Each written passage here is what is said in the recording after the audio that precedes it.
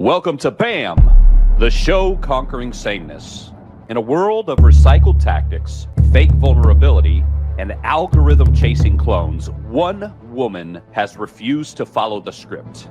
By day, she's Sarah Wees. But when mediocrity strikes, when the market demands more than Beige, she becomes Misfit, a rebel, a disruptor, a strategist with a glitter cannon, and a war on clout-chasing content. Join us as we journey through the land of LinkedIn. Who am I, you ask? Well, I'm Bam Man, here to battle side by side with Misfit. This is BAM, building authority through media, the show conquering sameness, one platform at a time. To mess with this city. BAM!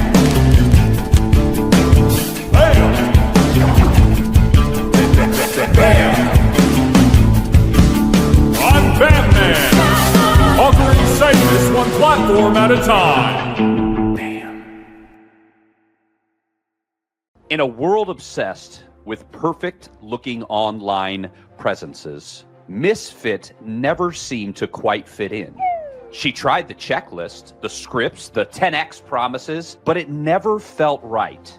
And when the advice turned toxic, she turned it off. That's when the story began. Because I come from traditionally a legal background, I never really felt into the typical marketing, sales type hype and advice. Yet, within the legal industry, I couldn't really, when I really tried to investigate, okay, how can I make the most out of LinkedIn as a client acquisition channel, I couldn't really find any resources that I felt was quite relevant for the legal industry. So I had to take that advice from outside. But whatever playbooks they were using in terms of scarcity, urgencies, and it worked quite well for an audience outside our profession, but I kind of never felt that it was really relevant or applicable as a playbook to follow. So essentially what ended up happening is I took whatever I could from the traditional marketing world and I kind of made it my own and applied that to a more legal focused audience, leveraging the codes and the culture and the etiquette that we have in the industry. Okay. Was there a particular moment, an epiphany moment, or was it a gradual thing where you started to realize, I don't quite fit into this lawyering thing. I feel like I'm starting to fit more into the marketing realm, especially with obviously LinkedIn being the thing that you focus on and specialize in. Was there ever like a seminal moment for that, or was it kind of a gradual progression and you just woke up one day? It was definitely more gradual. Okay. And this is also why I didn't follow the typical playbook, because my journey with marketing started with me posting content online as a lawyer. That was the origin story. And it all started from me wanting to help other lawyers because I'm French.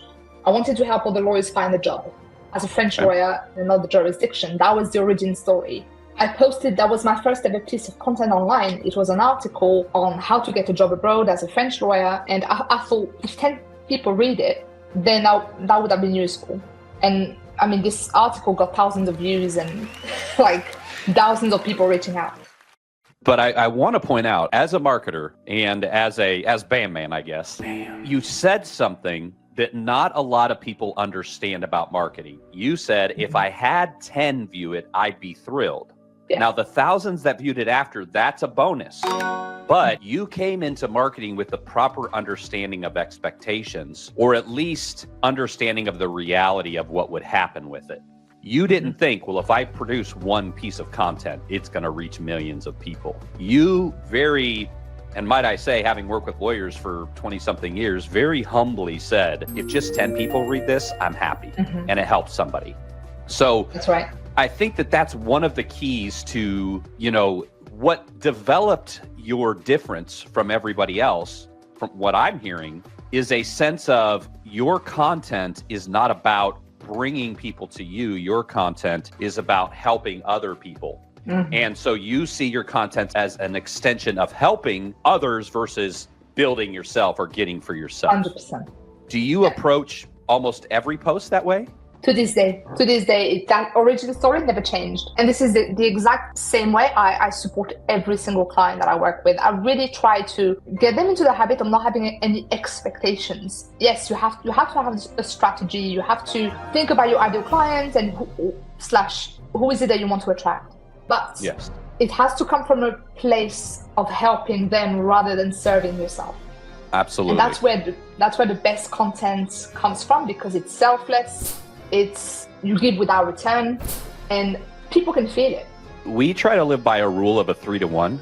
For every one time we ask for business, we're trying to give 3 pieces of valuable. And even in those valuable, we might have a small call to action underneath my, line at the bottom, underneath my signature line at the bottom. We might say, if you'd like to book a meeting with me. But I mean like a serious, hey, we do this. This is how we help you. Click here to make an appointment with us. If every time we do that, I tell them we need at least 3 pieces of content that isn't just saying, hey, let me, give me your money, give me your money, give me your money. So right. I certainly understand that. So most people would say that strategy is about funnels, frameworks, or templates. But Misfit discovered here in the fire of not doing what everyone else was doing. No formulas, no playbooks, just people, just truth, just her.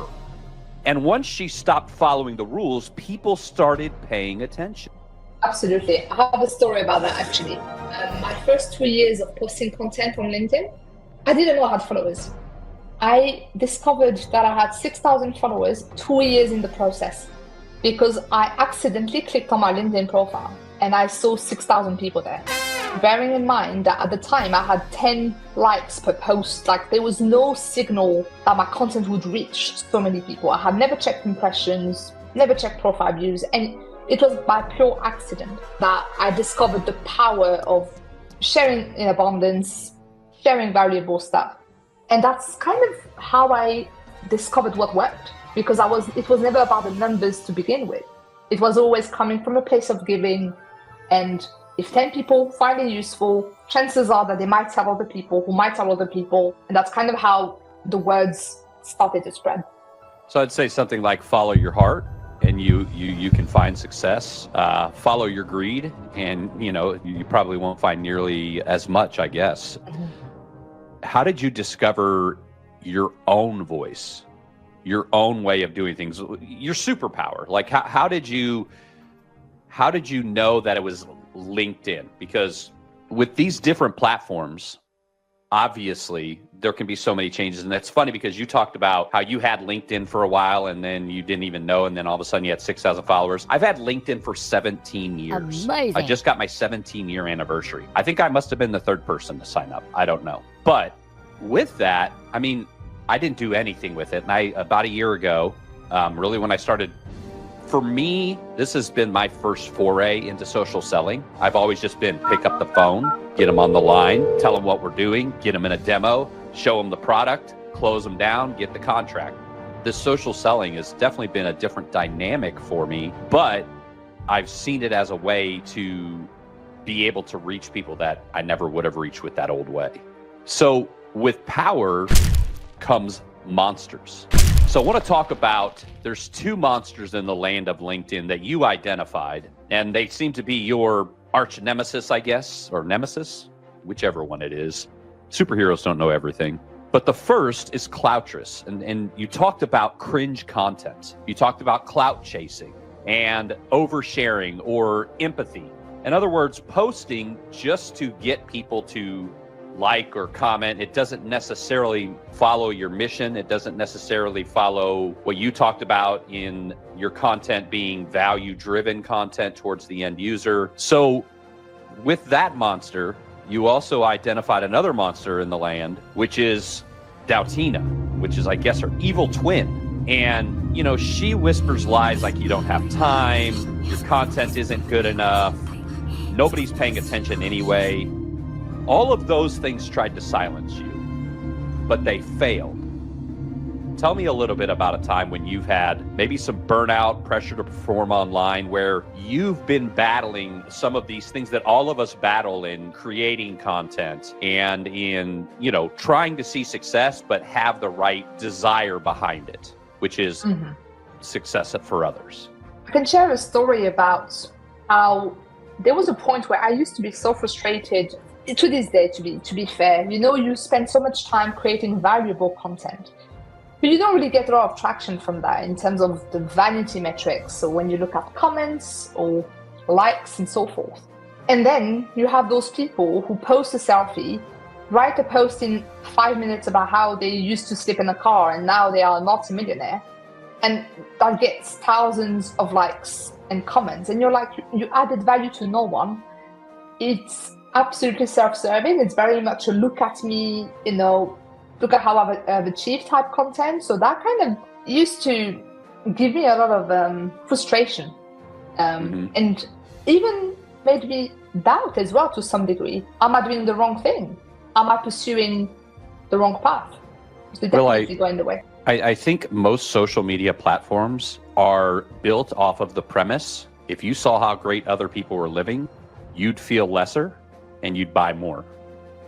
I think that's an underlying premise of social media. I think that, because that's a basic psychological fact. If I sit in a room and I'm fed and I'm warm or cold when I need to be, and I'm clothed and I'm clean and I have a way to take care of myself, like, I'm going to be much happier than, if I'm in a situation like that where I'm just overwhelmed with everything. So what happened when you started doing things differently? Or did you, from the very beginning, you just got on this path? Or would you say that there were some times that you kind of looked at it, like you mentioned, somebody with the selfie and things like that? And I'm not one that has issue with those. For one, I think, the example you gave for me is inspiring, but I understand your point. I spent 4 hours to craft this. You spent 4 minutes to post this. Yet your content gets more than my content gets. And, with all things being equal. I want to ask 2 questions. They're not on here, but you talked about, you dug down and you looked at things and you realized the impact that you were having, but then you've also referenced vanity metrics. So there must be some things that you look at in LinkedIn in particular, because this is granular on LinkedIn, this series. What are the things that you look at on LinkedIn to feel like, where you can feel like a piece of content that you've produced has been successful? If it's not the likes, if it's not the comments, if it's not all the what you call vanity metrics, what are the things that allow you to know that you've had a successful piece of content or successful, group of content or whatever it is that you're doing well with your content? These are great questions. I would say that I look at the combination of things.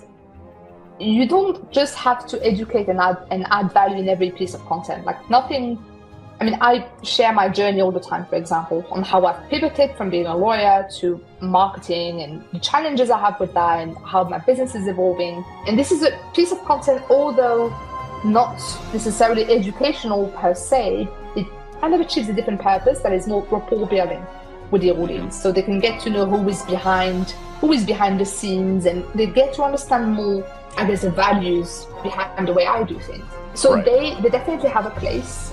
What I look at in general, there's a couple of obvious metrics, which would be conversion. So spend X resources on LinkedIn. How much am I getting in terms of leads, in terms of paid work? How many of that translate into paid work? So conversion is obviously a very important one. And visibility is important as well. The problem, I guess, I have with vanity metrics when there is no context is where you can't really, you are just going viral, but you are not attracting the right audience. You are not attracting your ICP. So visibility, absolutely. If you have 10,000 eyeballs from your ICP, that's super valuable. But right. If you have, I would take that over 1 million views from random people that will never buy from you. You literally use something I probably say in every podcast I guest on. The way that I phrase it is, here's what I tell our attorney clients. Would you rather have 50,000 views? And I kind of try to make it a little more realistic, because the 1 million hits is the outlier event. It's the 1% event. It's just that right. It's just that we're seeing so much happening so quick. You can see a 1% event 100 times a day, because we're taking the whole world and making it in one little box. That being said, here's what I say to them. I say, listen, would you rather have 50,000 views on your videos, but they're all over the world, or maybe in the United States, but they're not in your state, you're never going to serve them? Or would you rather have 50 people locally viewing your content, 10 of them call in, and 6 of them hire you? Which is of more value to you? The 50 views with 6 clients or the 50,000 views with no clients ever? And they're just like, well, obviously the first. Exactly. So you and I both know on pretty much anything. I haven't really seen it on LinkedIn because we don't see the numbers out loud like you do like on a YouTube video or things like that. But I probably get 3 to 5 a week, conservatively speaking, of people from various parts of the world saying, hey, do you want, 1 million views on your YouTube? Do you want, to me, that's, that's people who are seeking what I would call pure vanity metrics. Literally the number, which is just a number, which is just a number. So that when people see it, they're impressed maybe. And I would say that that is also a major vanity number. So again, I don't know, it might not be as applicable on LinkedIn because I've never seen it, but I see it on pretty much anything else where they can grow your Instagram, they can grow your Facebook, they can grow but there's no value. You're never going to get a client out of it. It does happen on LinkedIn as well, by the way. So what you have is engagement pods where AI boosted likes, comments. So people do brag about giving their clients millions of views, but when you kind of dig in, it doesn't take a PhD to see that, out of 500 people that like the post, that from all parts of the world, random people who none of them are the ICP. No, and it's the same thing. The thing about metrics is the first level of metrics, any marketer can make look good for the most part. It's when you dig to that second or third level to see what's really happening is when you know what impact that marketing's having on your business. So if you're looking at LinkedIn and you're just I'm working with this company and they're doing this, and this for me, and they keep telling me that I'm getting this many, this, it's like, well, wait a minute. Like you talked about the end metric. How many people have come in and said, hey, I've been talking to you on LinkedIn and I'd love to work with you? None? Well, then that's your real metric. So, you didn't just reject the rules, you rewrote them. You embraced imperfection, you told real stories, you made strategy messy, human, and fun again. And in doing so, you built something stronger than a brand. You built a movement. Tell me about being different and how that has impacted the building of your audience, and how are you in a granular way, and obviously not every single granular way, but how are you specifically helping these other attorneys build meaningful, lasting relationships through LinkedIn? Awesome question as well. I've built my own path because I used to be a lawyer, but I'm not anymore. And now I'm kind of a marketer, but that's not my original background.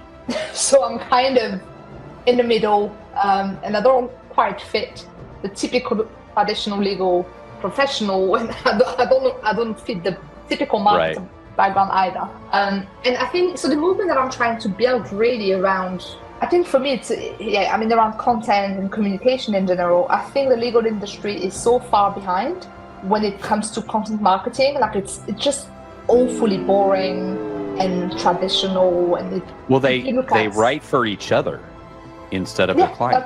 100%. This is exactly the problem that I'm trying to tackle. You're writing for your peers, you're writing to impress, but actually your everyday client really doesn't care about what's the latest on case law number X. A lot of attorneys have mixed up thought leadership with authoritative positioning, and I tell attorneys, when you have a legacy where you can walk away and you want to be on stage at the American Bar Association and you can afford to be the guy who isn't ever around the office, but it's still pumping out millions of dollars a year, and you've built that from scratch, you become a thought leader.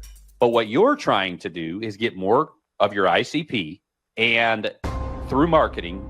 And so we're not trying to make you a thought leader. We're trying to use authoritative positioning to bring your ideal client to you.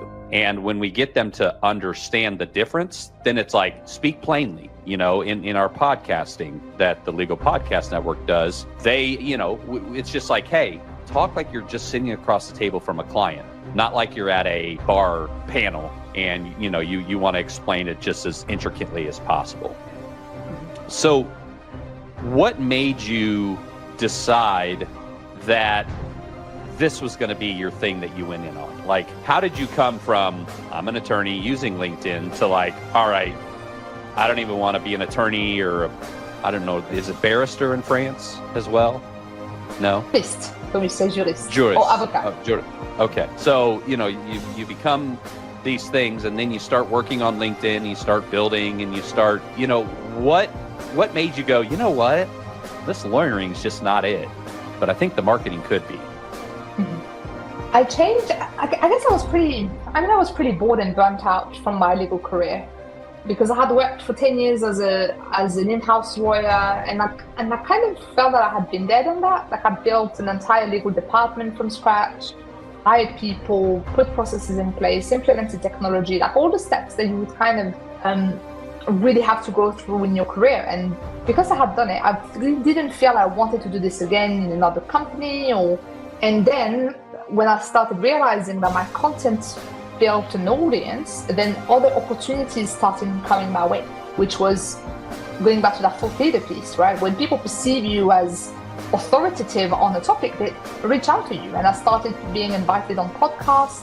I had started receiving speaking opportunities, and that's how I met a company which sells legal technology. And they saw my audience, which happens to be their ICP, and they offered me a job on the back of it. So that was the first kind of pivot away from lawyering. So they hired you as a marketer? Commercial director, yes. So I was client facing. There was a bit of marketing in the sense that I would be a spokesperson during conferences and things like that. But they absolutely hired me on the basis that, you know what, she has an audience, she has the attention, let's bring her in, which worked quite well. But that was kind of the first step. And that made me realize, okay, when you put yourself out there, opportunities start arising. You said that when you put yourself out there, things happen. That is probably one of the biggest things that a lot of people just aren't willing to do, whether it's in marketing, whether it's in, like you said, a position or whatever. I've said this before, but I've been of the opinion since I've been a child, if you don't ask, the answer is already no. So asking there's 100% upside to asking, because you're either, number one, you're confirming what you already knew, so you have 100% assurance that it was a no, or they say yes, or it works, so either worst case scenario, it doesn't land as well as you hope, but best case, it's pure upside. So that progression, listening to your progression, it's funny, I'm a non-traditional marketer too. I went to an unaccredited Bible Institute in the Ohio, West Virginia Valley for 2 years.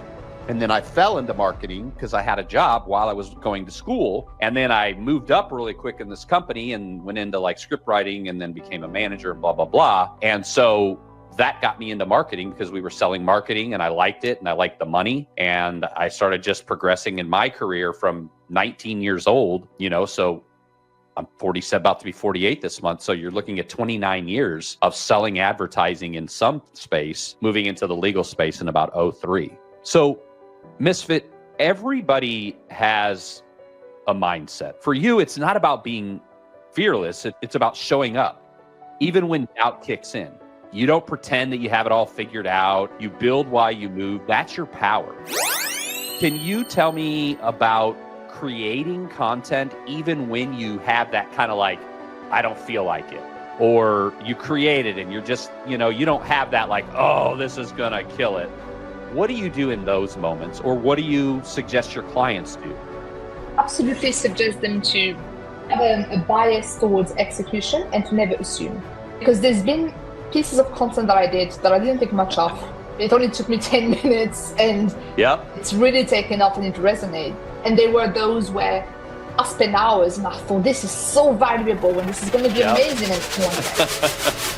I think everybody who works with content in some form knows that feeling. You're get this posted. We're about to hire. We're about to double. This is going to be the greatest thing ever. And then all of a sudden you're you put it out there and it's 2 likes and one kind of thanks comment. And you're what? And then you're well, we got to get something. Let's just, And then you're well, we got to put something up there. Let's just, here we go. Here's a good post. Boom. You throw it together in 45 seconds, you put it out there, and all of a sudden, bing, bing, bing, bing, bing, bing, bing, bing, bing, bing, bing. Yeah, I think that. Oh, definitely. And and your comments are all blowing up, and you're just what gives? But I think that's, if you worked in a factory, you couldn't half fix a machine and expect it to work 10 times better than if you took the same machine and fixed it end to end. But yet in our industry, we can take something that we consider to be half-baked and put it out there and have great response, or like you said, we can spend so much time on something and put it out there and then just listen to crickets chirp and little tears come down the side of our face. So what's it like being you on the hard days? Tell me what happens when, we all get just here and there, even me. I had it a little bit this weekend. It was tough. That imposter syndrome where you're thinking like, why am I here? Like, why are these people listening to me? Like, who am I? Or show up when that burnout creeps in where you're just like, God, I've talked about everything. I've been doing this LinkedIn thing for how many years now? And now I got to find another post to offer value, So like, what do you do, Misfit, on those days when you're not feeling like a superhero, you're just feeling like, I don't know, a hero sandwich? And if you don't know what that is, that's like a sub sandwich in the US. We call them heroes too. Oh, okay. Interesting. Well, I was saying that didn't land very well, so it might be a cultural thing. Definitely. Well, maybe you could have said baguettes, because that would be our sandwich equivalent. There you go. There you go. Yeah, I mean, it happens to me all the time. Whether it's the post, whether it's my content, or I don't think it's good, or as you said, some days you just don't feel inspired, and that's okay. I just know that it's a process, and when I don't feel like it, I don't do it. I have what I call those days off, where I've had enough 5 days off, which means I do absolutely nothing, and I just go out, I book a holiday, whatever it is that I can do. Sometimes you just need to take a step back and appreciate what you've done so far, the things you've accomplished, and just take a hard break in order to go back again. I agree with that. I live in a place where I could just like go walk on the beach, that sort of fun stuff. And so there's times where, I'll be in meeting after meeting and, hour after hour, or maybe we're doing creative stuff. And I love accessing that part of my brain, but I'm not a pure creative. I can do it and do well at it for a little bit. And then just kind of like my brain just goes to something else. But just stepping away obviously is huge. Another thing that I do, like you said, is just shut yourself off from it. Take a holiday, take a vacation, take a few minutes, whatever it is. So if you're not trying to go viral, you're not trying to impress the algorithm, you're just trying to say what matters and help people find their voice and standing out in marketing where it belongs, which is front and center. We want our marketing to resonate, but we don't want it to feel familiar. Well, maybe familiar is the wrong word. We don't want it to feel like it's everything else, conquering sameness, right? That's what we're here to do. We're trying to help people learn how to differentiate themselves in these different platforms, right now LinkedIn, so that they can stand out in a way that cultivates more clients. What do you want other creatives, strategists, or business owners to know about finding their own voice? What would you say to someone who's still kind of afraid to stand out a little bit and really, really post? And really, maybe post isn't the word I'm looking for, but really create content that resonates and helps their potential client and cultivate that sort of marketing approach. My number one advice would be to go for that 80-20 rule, where across your client base, there will be, chances are that there is a top 20% that you absolutely enjoy working with. They are your hero clients, they pay well, they refer you work, they are super grateful about the deliverables. And I want to think of marketing not really as something that you have to do for business, even though, yes, that's obviously the purpose, but really to use it as a way to copy and paste the same ideal clients again and again and again. I like that. I mean, I've heard, and I just want to say this for those who are listening or watching on the episode on YouTube, I've heard people say something similar to that, but not the exact way that you just said it.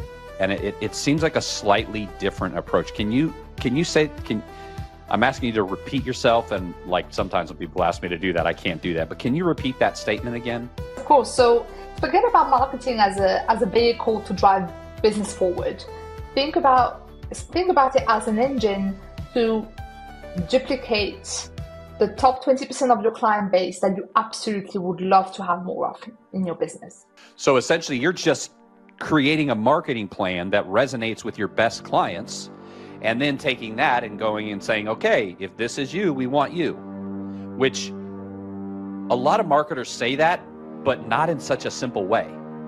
Like even me, I'm like, geez, why aren't we looking at our 25 best clients right now and looking at where they are, looking at what areas of law they practice, looking at, size of, we know the size of their firm because we only market to the same size, but looking as much as we can and then identifying that and creating audiences like that.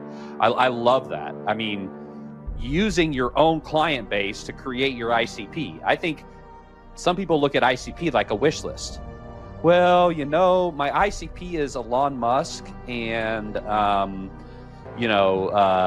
Bill Gates and Richard Branson. That's my ICP.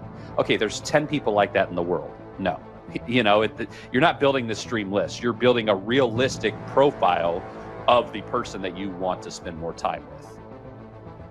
I like that. Thank you very much. The monsters are still out there. Cloutra scrolls on. Daltina rewrites her script. But today, a misfit stood tall. A voice sharpened. A story set free. And I'll be here, forging clarity in the shadows. I'm Bam Man. And this is BAM! Building Authority Through Media.